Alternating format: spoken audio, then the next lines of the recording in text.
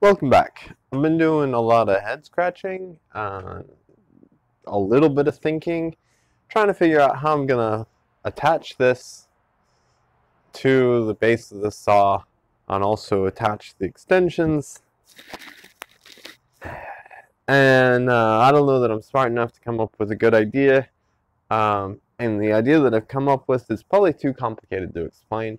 So I'm just gonna dive in here and start working, and you'll see kind of where I'm going with the saw table. Hopefully. I mean, that is if it doesn't all go horribly sideways. I'm not super sure about this, to be honest, but here goes nothing.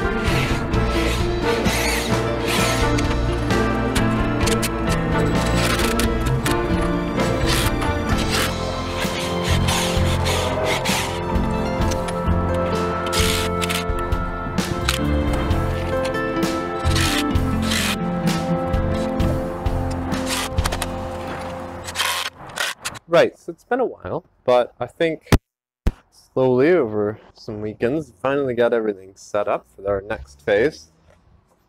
I have kind of these legs set up to extend the table on both sides. I also have the pieces of stone that are going to fit on here. And rather than explaining that whole process, I think basically just prepped it.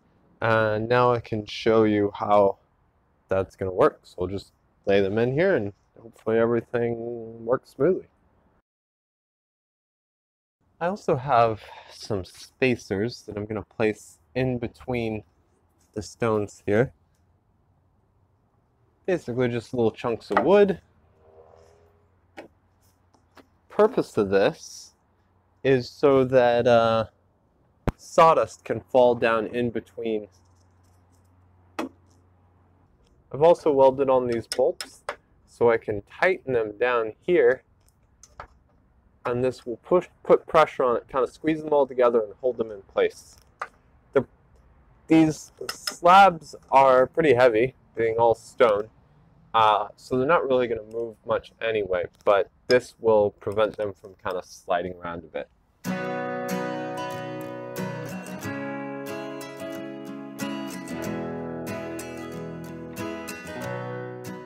Right, you'll see there's this gap here. That's deliberate. That'll be the fence. When I'm ripping, it doesn't really matter. Ripping will be cutting long ways. But when I'm cutting the length, essentially using this in the same way that you would use a chop saw.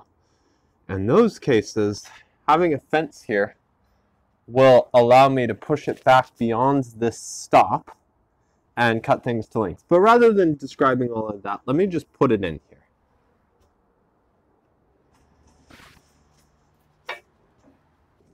Beautiful. Now, this will obviously be cut through right here, and I'll be able to just have the piece set up against here, cut it to length. It's going to be awesome. All right, now this is not level. Well, this should be roughly level, but the wings are not level. So I'm going to use a string, make sure that this is all straight. Okay, I have a string right here, strung from one length of the saw table to the other. Now this is lifted up by a shim on each end, and if at any point I want to check and see if the saw table is straight, I can just slide a shim under this string and see if it touches. I should be able to slide that shim most of the way underneath the string before it touches the string. If it slides completely under and never touches the string, then that spot's too low, and if I can't slide a shim in without it touching the wire, then that spot's too high, and I can just make adjustments from there. Right, so I think everything is pretty flat and straight. I actually strung 3 strings, one here, one right here, and one right here, to ensure that it was straight, and also to ensure that this was straight here, this fence. So everything's pretty straight as far as the table's concerned. So the next big task is to deal with adjustments, because we've got to make sure that the arm is square with the fence, and that the saw blade is both perfectly plumb and square here, or I guess parallel. It can't be skewed this way or this way. Pitch and yaw, that kind of thing. It's got to be dead on. And then once all of that's dialed in, we should be in really good shape. Oh, bugger. Hot tea.